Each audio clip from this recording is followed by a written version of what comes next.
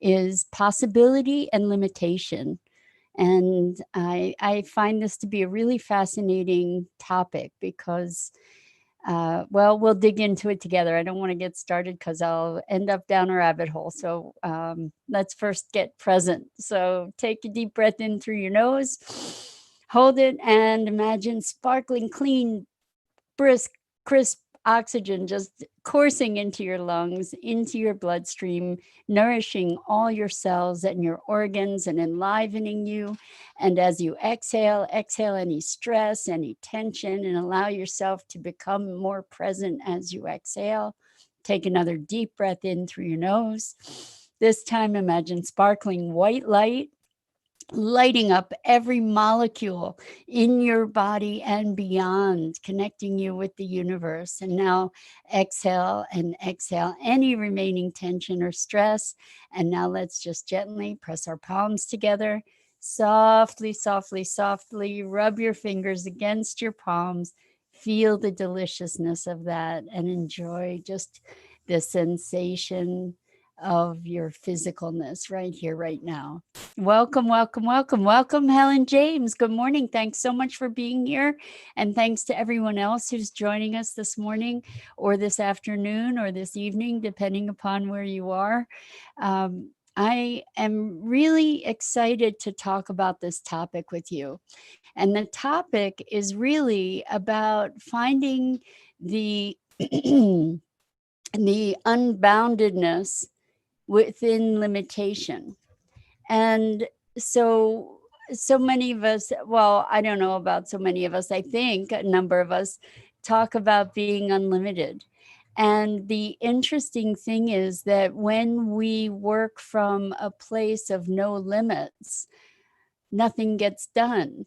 And so, because there's such a deep sense of overwhelm. So, for instance, if I can do anything, like if I'm looking for a job, for instance, and I don't have some kind of constraint within which to explore, then there's a sense of disorientation and potentially sort of paralysis that can take over. Let's say we're trying to figure out what our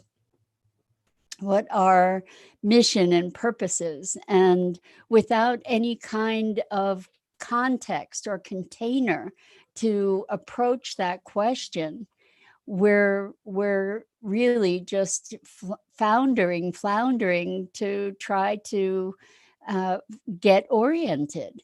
And here's a practical example. And I have several of them at least, and I'm wondering if maybe you'll share some of yours as well.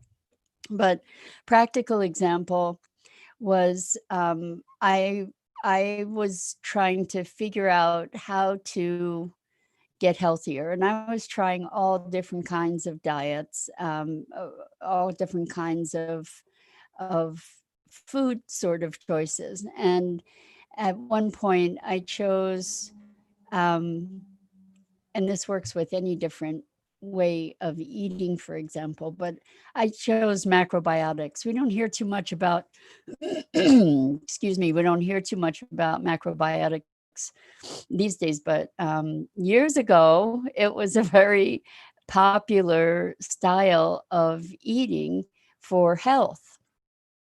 And it had lots of rules.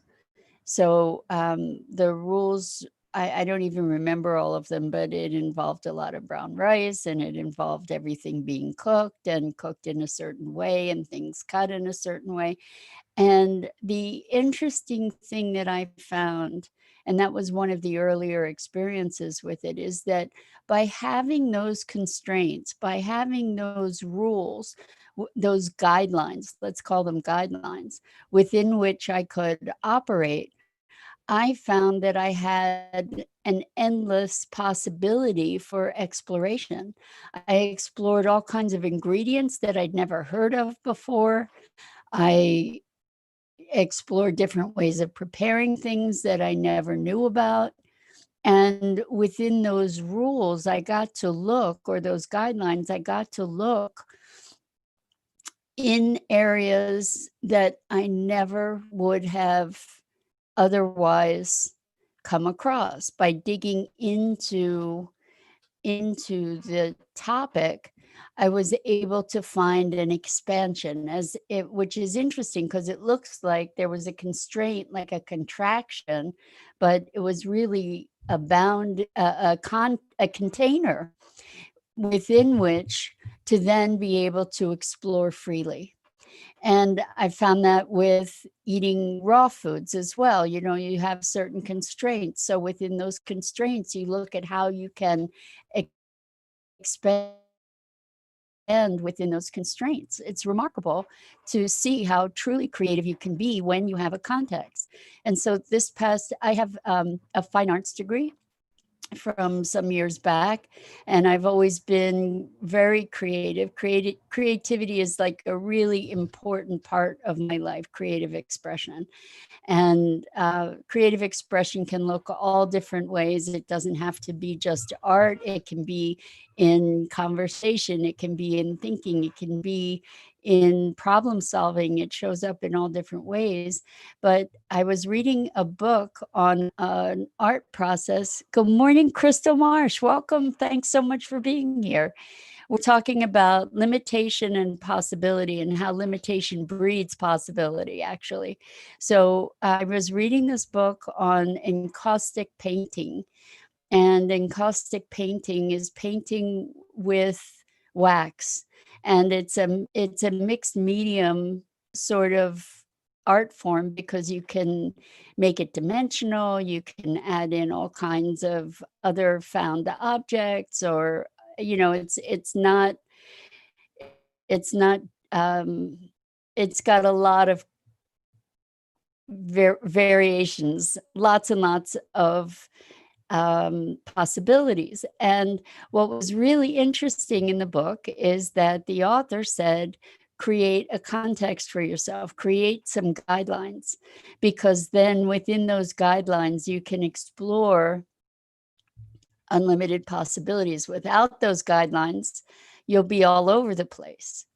And I have had multiple conversations over the past few days, actually, with people talking about this notion of the infinite residing within the finite. And another example is in business. For instance, if you have a business and you want to be marketing, the first thing, or one of the very first things that is recommended in business for marketing, is identifying your avatar, otherwise known as your target market. And why is that important? The idea is that if you're marketing to everyone, you're marketing to no one, because you're not able to tailor your message. So finding your avatar for business is identifying who is your ideal customer, who is the ideal person that you want to be doing business with, or that you want to be sharing your gifts with, or your service or your product. Who is the ideal person that will absolutely love what you're doing and get what you're up to, and be the perfect vision of the client that you want. And um, I can vouch for the importance of this just in the context of my very own experience, for instance, with my coaching practice. Until I identified the perfect client for me, and the person who was going to most benefit from what I have to offer, who I would most enjoy working with, until I did that, I was unable to really tailor a message to my audience, because I didn't know who my audience was. So I didn't know what the words would be that would light them up. I didn't know what the what the feel and the look would be that they might connect to, because I didn't know who they were. Good morning, Sally. Welcome, welcome, welcome. Great to have you here again. Thank you. And again, welcome to everybody else who's here. We're talking about the uh, infinite possibilities within defined limits or constraints or a container. And I find it really, really fascinating. Like when you have a world of possibilities open to you, it's it's paralyzing because you don't know which direction to turn. So it's interesting. I've heard that the mind acts as a funnel, essentially, as a limiting device, rather than necessarily as an expansive experiential device that is unbounded. And why is that? Because if we were not able to sort out a lot of our sensory experience, then we would be probably incapacitated because we wouldn't know what to do first. We wouldn't know how to move first, which direction to go. And Sally says it can be so chaotic in energy. Absolutely. Absolutely. And so we get to create contexts and containers for ourselves. We get to create some boundedness for ourselves. And the thing is that for the most part, those containers and that boundedness are created without our conscious awareness. So we often accept those containers and those boundaries from external sources and never even recognize that they are limitations that we are receiving or in some way approving, uh, and then we live as if they're true, right? That those boundaries are actual boundaries. And I think what's arising for me in just discussing this is that as we become more aware, we get the opportunity to create conscious containers for thinking, for thought. For instance, if you're in a meeting and there's no agenda, then you don't really have the facility necessarily uh, to get anything accomplished because nobody knows what they're there for. So even a meeting that is generated from inspiration without a formalized process still needs a container, like saying, well, this is the intention of this meeting, or this is the format of this meeting and the intention, in order to be able to create movement or momentum. So there's a dynamism, there's a dynamic play between limit and unlimited. So when I have a container, I have the unlimited capacity then to start expanding and exploring within that apparent limit. And I think it's a really interesting creative dynamic that we get to explore, while at the same time being deliberate about the limits that we receive and the limits that we impose upon ourselves. So for instance, we've all heard the term limiting beliefs. Well, beliefs are containers within which we live our lives, right?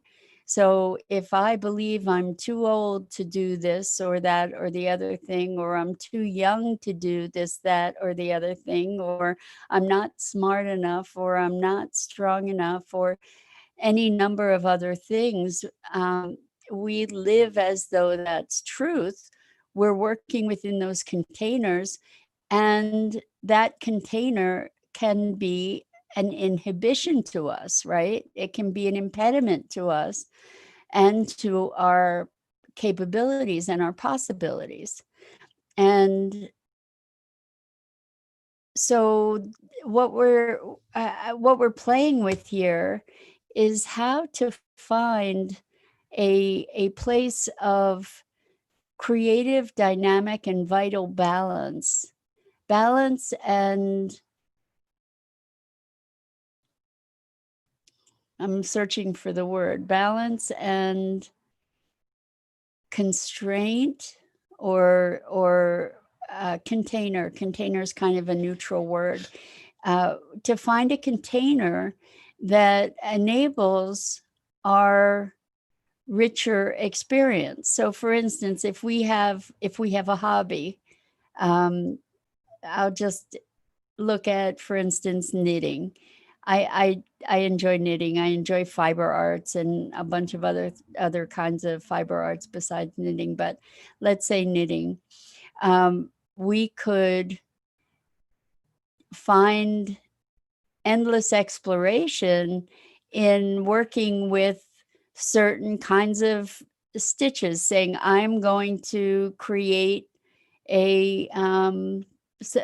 all kinds of things with cable stitch, or I'm going to make a sweater. So then I know something that I'm making, and then you have all kinds of other opportunities of different kinds of sweaters, for instance, that you can explore within that category.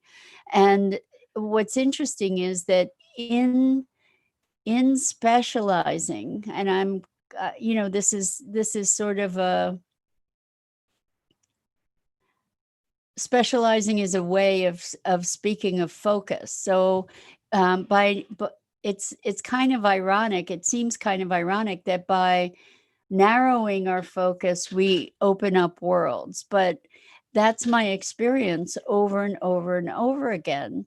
And by digging deeply into something, you learn more and more about the possibilities within that constraint that you've provided for yourself. So I'm wondering, where in your life have you found that you have deliberately created containers for yourself, or areas of specialty that you then dive into and become immersed in, to find yourselves expanded?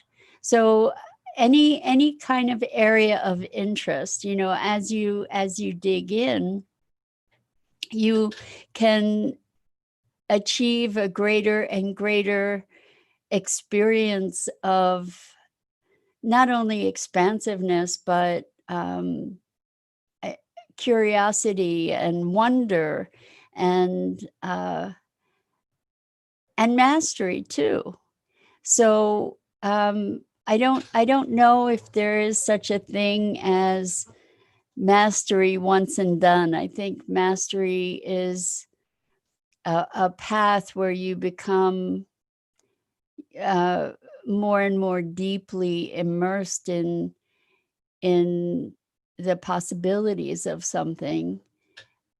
I think if something is truly mastered, then it loses rich its richness. Like, if it is possible to truly master anything and you've mastered it, then there's no frontier anymore, and there's no exploration. But the interesting thing is that by creating these constraints for ourselves, we can dig very deeply into uh, unfathomed, previously unfathomed or inconceivable worlds. And I just am thinking about different food disciplines that I've explored over the years, and one of the things that I enjoy doing a lot lately is playing with fermentation and fermented vegetables and fermented beverages, and I it's a world that I had no knowledge of. And I also like, recently I've been digging into creating vegan cheeses. And so that's another whole arena where there are endless possibilities to be playing and exploring and going deeper. And what's interesting is that in narrowing, you can actually widen your purview as you explore things. What happens is they open up and expand, and I'm wondering if you sense this, if you experience this, because there's there's such a richness in all things, like in choosing a job, in choosing where to live, in choosing any kinds of choices. We are creating a context. The biggest thing here is to be deliberate about the choices that we're making and the constraints that we're imposing. And I think that this also works with social relationships, is exploring social relationships. When we have notions of well, how do we explore social relationships? We find people that have like interests, right? Or that have an interest in something that interests us, so that we grow that relationship and learn more about those interests, and we learn more about each other in the process. So uh, by choosing an interest, we get to not only explore that interest, but potentially find a meeting ground for other connections and enriching our social connections and collaborations. And so cultivating an interest, or finding something that you have fascination about, is an entree into a world of its own.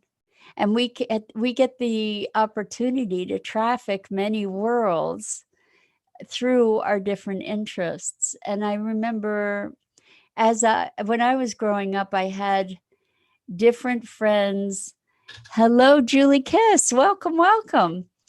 I had friends that were in very different circles, and those friends didn't cross too much, didn't intersect with one another. And it's very interesting to see, as life has evolved for me over the years, and as I've evolved in life, how some of these circles intersect and some of them don't. And uh, the thing that connects them is mutual interests, or mutual beliefs, or inclinations. And so, like, here, for instance, on Enlightened World Network, what is it that's drawing people together?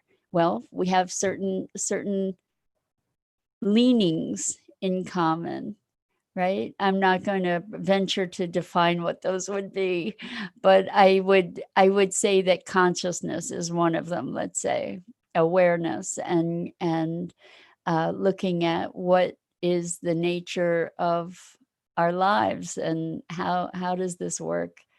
And so I think that it's interesting to look at, again, when we typically, especially people that are on a spiritual journey, we often talk about being unlimited and unbounded, and we are. And at the same time, we get to use limitation as a foil to explore that unboundedness, which is such a I just find it so interesting how, um, it seems like a contradiction that we find our unlimited nature, we're able to express our unlimitedness within the constraints of certain limits, but I think we get to embrace the power of limits to forward us in our experience of being unbounded. And I think that covers it pretty well for the moment. I would love to hear what you think about this and how you've experienced the unlimited limits in your life and other ways that we can consciously employ this kind of uh, context setting for ourselves. So to create contexts that support us in generating what we desire for ourselves and for our futures. So, in a place of indecision, there's no flow of expression. When we make a decision, that's when the universe moves to support us, right? And that's the decision is the context, again, creating this context for unbounded possibility. And so we can also be looking at our physical form actually as a context for unbounded expression and possibility. So here we are, we have our physicalness, it has its apparent limitations. And then, for instance, athletes will push through the perceived limitations to go into another realm of experiencing what's possible using the physical body and the physical expression. So it shows up everywhere. The thing, just last parting words, the thing is that we do want to be conscious and deliberate about the contexts that we're choosing to be creating them in such a way, first of all, that we're aware of them and not subject to them, because if we can choose one context, we can choose another. And then to be deliberate in eh, constructing contexts that support our intended outcomes. So we get to be conscious about what we want to create and create contexts then that serve that objective or that intention. So anyway, that is it for today. Thank you for being with me. I so appreciate spending this time with you. I'm Mira Rubin. This is the Core Connection, and I go live on the Facebook page of Enlightened World Network every weekday morning at 9:30, 9 o'clock, sorry, 9 o'clock Eastern, 9 a.m. Eastern. And I invite you to check out the other wonderful programming on Enlightened World Network and the rich and heartfelt community. And until next time, thank you so much for being here. Lots and lots of love and compassion to you. And I hope I get to see you again here soon.